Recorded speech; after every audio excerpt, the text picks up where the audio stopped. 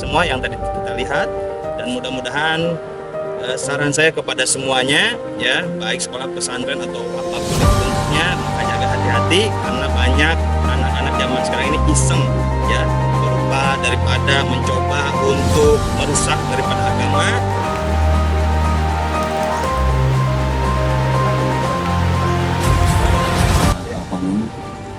Ya, pada hari ini hari Kamis tanggal 9 November tahun 2023, Polres Purwakarta akan rilis ungkapan tidak pidana terkait undang-undang darurat, di mana dasarnya adalah laporan polisi LPA 10 11 Romawi 2023 Polres Purwakarta tanggal 4 November tahun 2023 tentang tidak pidana barang siapa yang tanpa hak memasukkan ke Indonesia, membuat, menerima, mencoba, memperoleh, menyerahkan atau mencoba menyerahkan, menguasai, membawa, mempunyai persediaan padanya atau mempunyai dalam miliknya, menyimpan, mengangkut, menyembunyikan, mempergunakan atau mengeluarkan dari Indonesia sesuatu senjata api, amunisi, atau bahan peledak.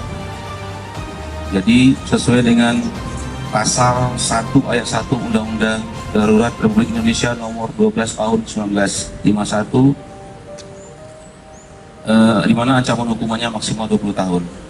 Jadi peristiwa ini berawal pada hari Selasa tanggal 31 Oktober 2023 sekitar pukul 22:15, sekitar itu ya, 22:15 waktu Indonesia Barat.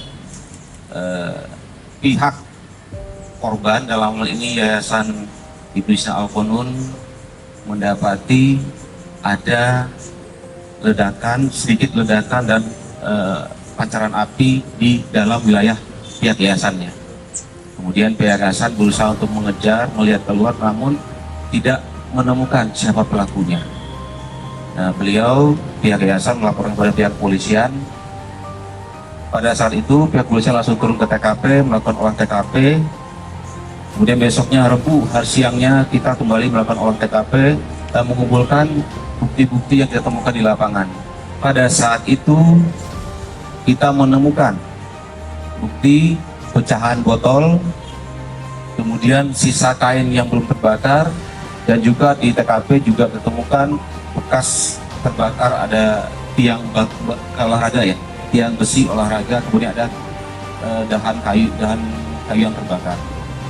Dari sini kita mulai bergerak melakukan penyelidikan. Polres Purwakarta dibantu oleh Ditreskrimum Polda Jawa Barat bekerjasama dengan Densus 88 melakukan penyelidikan dan penyidikan. Kemudian berdasarkan alat bukti yang ada, bukti permulaan yang cukup, kita menangkap seorang pelaku. Kebetulan pelakunya adalah anak di bawah umur berusia 14 tahun. Kita melakukan penangkapan, kemudian kita melakukan penggeledahan di rumah tersangka. Kita temukan barang bukti, pakaian, serta tas, kemudian sepeda motor yang digunakan oleh pelaku pada saat melakukan kejahatan.